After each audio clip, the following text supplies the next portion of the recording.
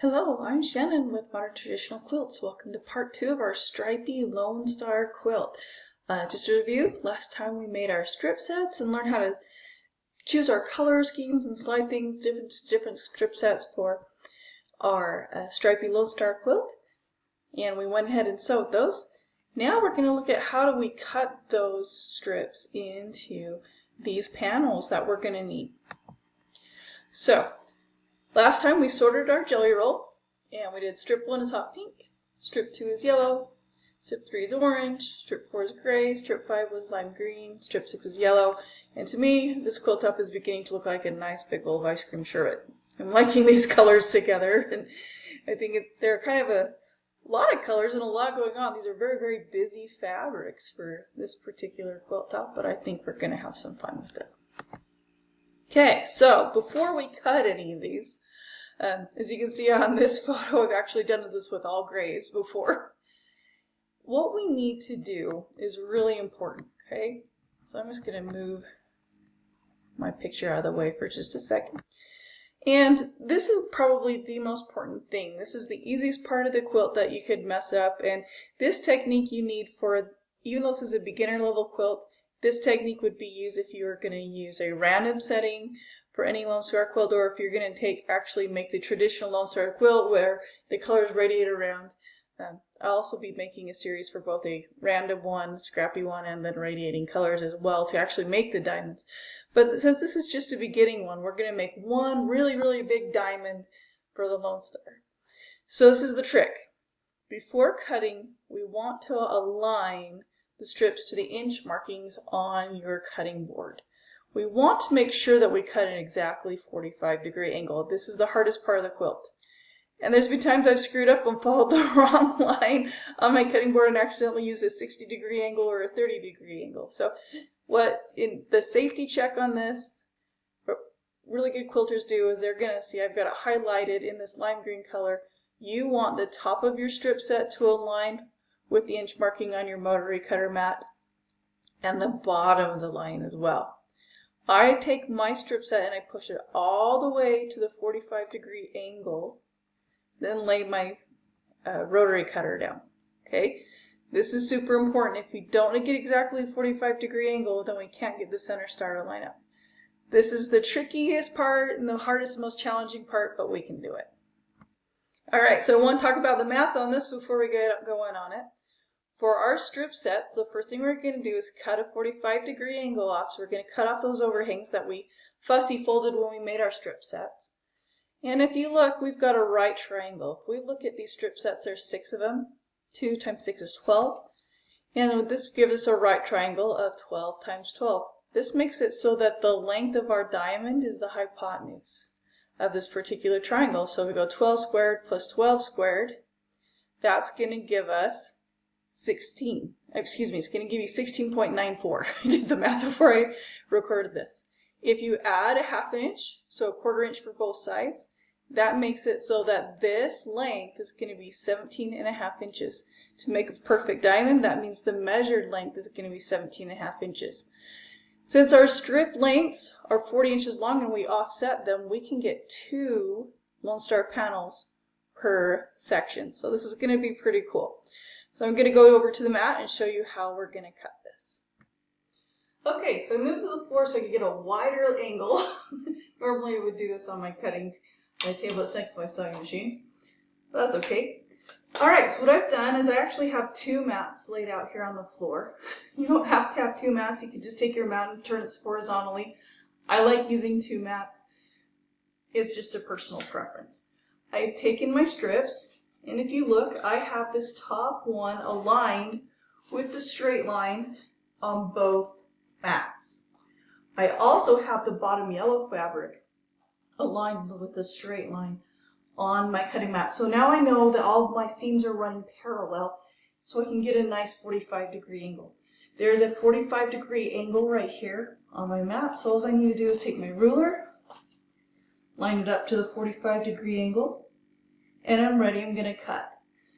I believe in the whole measure twice, cut once philosophy. I saw this at my local store. It's a Fons and Porter 90-degree angle as well. It's a little bit too short for what I need to do with this, but I also like to just take it, align it with the bottom square line on the bottom of my strip set and make sure it aligns to my rotary color mat. And yes, I've got a nice 45-degree angle, so I'm ready to cut.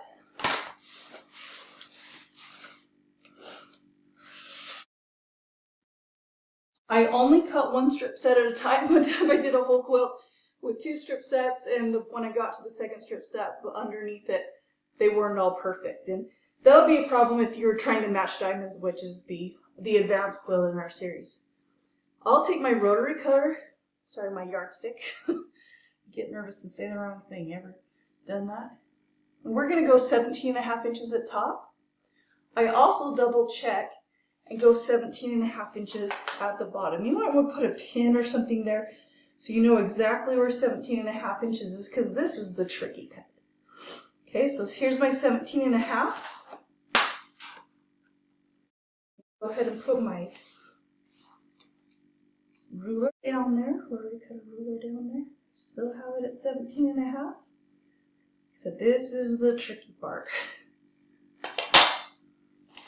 Take my degree, my ruler, make sure that I can get a nice 45-degree angle on here. See, I'm way, way off.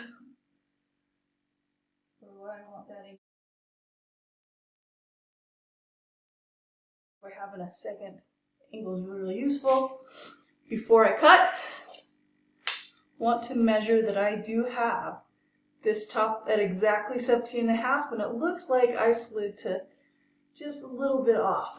Looks like I slid back to about 18. So I'm just going to take my nice one that's lined up with my straight 45-degree angle, just push it back just a little bit, so I get that nice 17.5 inch right here.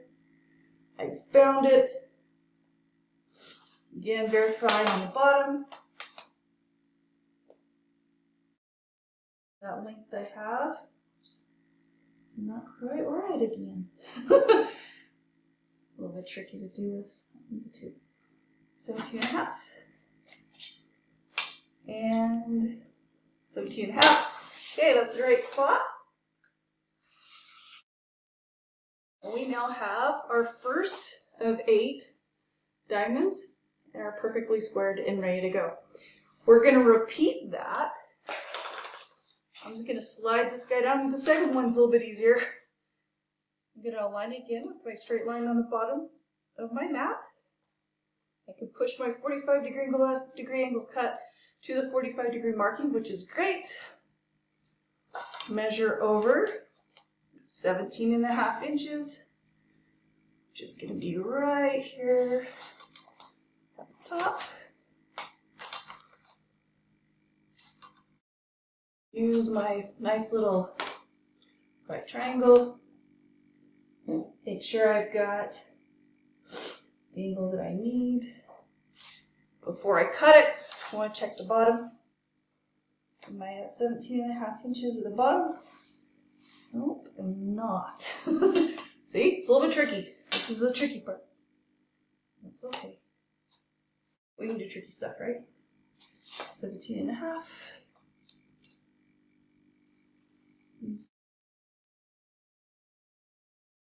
I would make sure that you have that angle absolutely perfect each time. There we go. 17.5. 17.5. Great, and I am ready to cut that.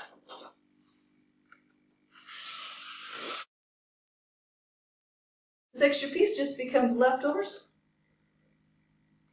You can use for something else. And we have our next diamond. Go ahead and repeat that with the 3 remaining strip sets, and then I'll show it to you next. All right, that brings to the end of part 2. Our next part is going to talk about how we create the setting and use something called no Y-seam piecing. In traditional log cabin quilts, you have to put in the square, then fold it, then go back this way. This is also a Y-seam as well. We're going to have to sew the seam, then they sew the white in, and then they fold it and sew the Y-seam in. There's a better way to do that. This pattern is designed with no Y-seam piecing, and so come back for part 3 where you will see where we're going to be able to sew all these together without any special details. All right, see you next time.